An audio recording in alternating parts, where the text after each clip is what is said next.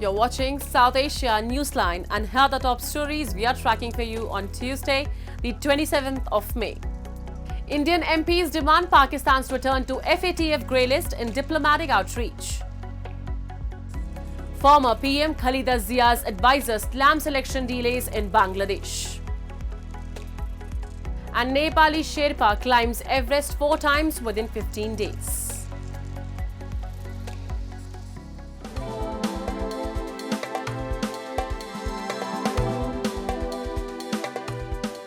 And now for all the details. Prime Minister Narendra Modi, on the second day of his visit to Gujarat, participated in the celebrations of 20 years of Gujarat urban growth story and launched Urban Development Year 2025 in Gandhinagar on Tuesday. During his visit, the Prime Minister also inaugurated and laid the foundation stone of multiple projects worth 5,536 crore rupees or 648.71 million US dollars at the Mahatma Mandir in Gandhinagar. PM Modi also held a roadshow in Gandhinagar, his fourth such roadshow during the visit. While addressing the public, he said that India is a land of the brave and highlighted that the terror attacks on the country can no longer be termed as proxy wars, a direct reference to India's strikes against terror camps in Pakistan. Taking a jibe at the opposition, he added, this time everything was done in front of the cameras so that no one back home would ask for proof. The Prime Minister also hailed India becoming the fourth largest economy in the world. हम पूरे विश्व को एक परिवार मानते हैं। हम अपने पड़ोसियों का भी सुख चाहते हैं। वे भी सुख चैन से जिए, हमें भी सुख चैन से जीने दे।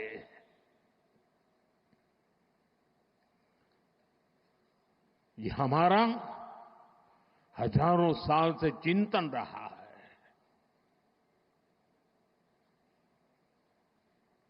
लेकिन जब बार बार हमारे सामर्थ्य को ललकारा जाए,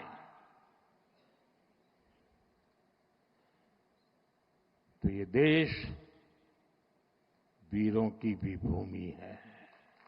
India continued its diplomatic outreach as various parliamentary delegations held engagements with top leaders of France, Singapore, Kuwait, Guyana and other nations as part of the Operation Sindoor global outreach. On Monday evening, the delegation led by BJP MP Ravi Shankar Prasad interacted with Indian diaspora members in France, where they reiterated that India is united in its fight against terrorism and aims to convey this message globally. The delegation asserted that while India seeks peace with Pakistan, it will not remain silent if attacked. In a similar engagement in Kuwait, the parliamentarian from Hyderabad, Asuddin Owaisi, part of an all-party delegation led by BJP MP Baijant Panda, strongly called for Pakistan to be placed on the Financial Action Task Force grey list again. He added that the tighter financial scrutiny is needed as Pakistan might use the $2 billion received from the IMF as a bailout loan to support its military and terror groups.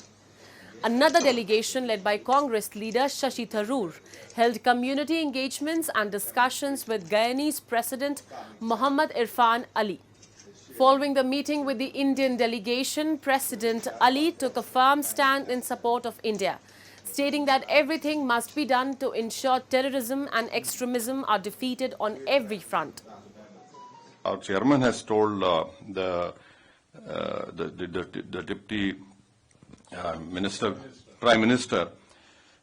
that Pakistan must be brought back in FATF grey list. Now, what is the importance of FATF grey list? That there will be huge scrutiny on that nation when you do money transactions. And it is a fact that Pakistan uses Middle East, hawala or money laundering, to sponsor terrorist groups against India. On Monday, Pakistani Prime Minister Shehbaz Sharif, who is on a 4-nation tour to express gratitude for support during the recent conflict with India, expressed his willingness to hold talks with India to resolve all outstanding issues between Islamabad and New Delhi. Sharif made these remarks during a stop in Tehran, calling for negotiation on the matter. This marks the third instance that Pakistan's top leadership has urged dialogue with New Delhi following India's precision strikes on terror hideouts and later military installations in Pakistan. However, Indian Prime Minister Narendra Modi has repeatedly stated that terror and talks cannot coexist, emphasizing that the only talks with Pakistan will focus on its withdrawal from the illegally occupied regions of Jammu and Kashmir. India has also rejected any third-party involvement in talks between New Delhi and Islamabad, stating that such talks will be a bilateral matter. India is making a bold push to become the world's next big manufacturing hub, and at the heart of this transformation is the ambitious Production-Linked Incentive or PLI scheme. We have a report. Foxconn, one of the largest contract manufacturers of Apple products, has committed $1.5 billion USD to expand its operations in India, likely to ramp up iPhone production as Apple shifts away from its reliance on China. During Apple's Q1 2025 earnings call, CEO Tim Cook identified India as the primary source for iPhones destined for the US market in the upcoming quarter, marking a significant shift in Apple's global supply chain strategy. Besides Foxconn, many foreign manufacturers have tapped into India's Production-Linked Incentive (PLI) scheme, which offers financial incentives for boosting domestic production and exports. In addition to promoting large-scale electronics manufacturing, India's Production-Linked Incentive scheme spans a diverse set of industries, including those critical to national security, such as pharmaceuticals, medical devices, telecom and networking equipment, and semiconductors. The PLI has been enormously successful. It's appropriately called the large-scale electronic manufacturing PLI because it has taken mobile phone manufacturing from 2 lakh odd crores to more than 5 lakh crores. So it has been enormously successful. India is rapidly emerging as a global manufacturing hub, powered by the Production-Linked Incentive scheme launched in 2020 under the Self-Reliant India vision. By offering 4 to 6% subsidies on incremental sales across 14 key sectors, including electronics, pharma, and automobiles, the scheme is attracting major players like Apple and Samsung. With $2.67 billion USD earmarked for electronics alone, India is positioning itself to capture a significant share of the $1.5 trillion global market. As of November 2024, the PLI scheme had approved 764 applications, including 176 from MSMEs, generating $18.72 billion USD in investment and $162.84 billion USD in production. This momentum aligns with the global China Plus One strategy as companies diversify supply chains away from China. India is seizing this shift as a golden opportunity, using targeted incentives and a strong policy push to transform into a global manufacturing powerhouse. Every country and every industry started thinking of China Plus One about 10 years back. And every country started giving some incentives, some facilities. India also worked upon an incentive called PLI, which is Production Linked Incentive. This scheme is very unique and perhaps not available in many countries or any countries, if I can say. India is rapidly emerging as a key player in the global technology supply chain, driven by initiatives like the Production-Linked Incentive scheme. In the telecom and networking product segment alone, cumulative sales have reached $9.48 billion, with exports making up 18.6%. The scheme has also created over 26,000 jobs. Buoyed by this success, the government has expanded the scheme to include 11 more telecom and networking products, offering broader opportunities for performance-based incentives. Looking beyond smartphones, India is targeting high-value sectors such as semiconductors, batteries, and drones. With cost advantages, technical talent, and strong policy support, India is well positioned to drive sustained economic growth and support global supply chain diversification. When in 2014 or 15, the question used to be, who's manufacturing in India? But after the reforms and after the schemes, today the question is who is not manufacturing in India? India's transformation into a global manufacturing hub is no longer aspirational. It's underway. With robust policy support, rising exports, and major global players investing under the PLI scheme, India is firmly positioning itself as an indispensable pillar of the global electronics and tech supply chain.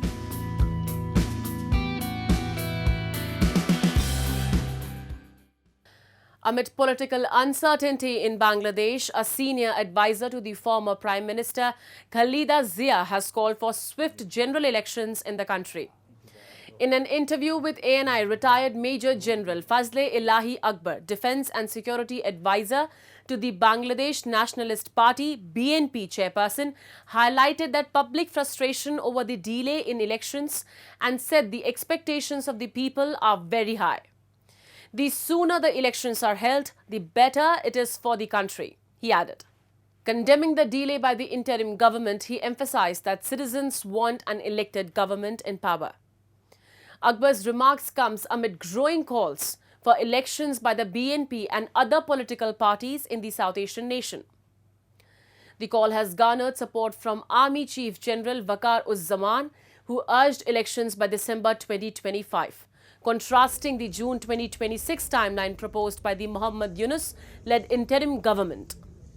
Yunus, who assumed power in August 2024 after protesters toppled the last elected government of Sheikh Hasina, has maintained that elections will be held only after reforms are completed by the de facto administration.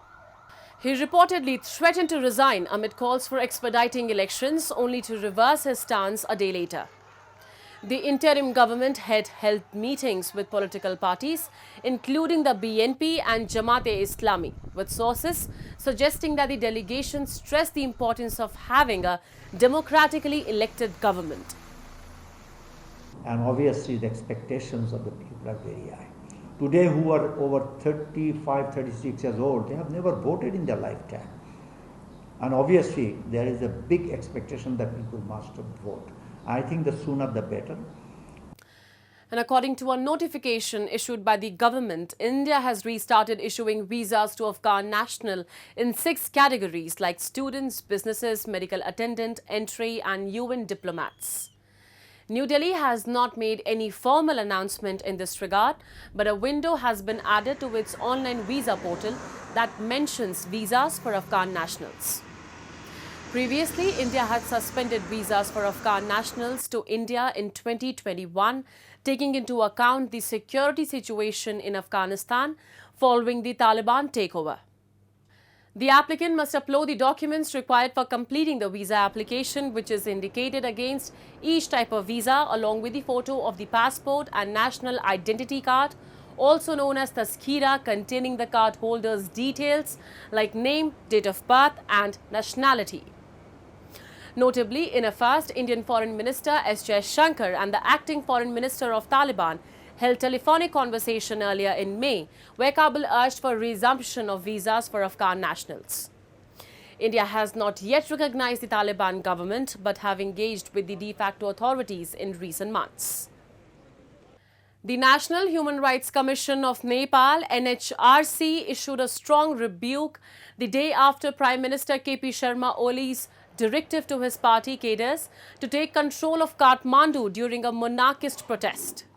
On Sunday, PM Oli, addressing members of the Communist Party of Nepal, Unified Marxist-Leninist, called on his supporters to keep the capital city under control from 11 a.m. to 2 p.m. on May 29th to counter a demonstration organized by the monarchist factions led by the right-wing Rashtriya Prajatantra Party and other monarchist groups under the banner of the Joint People's Movement Committee.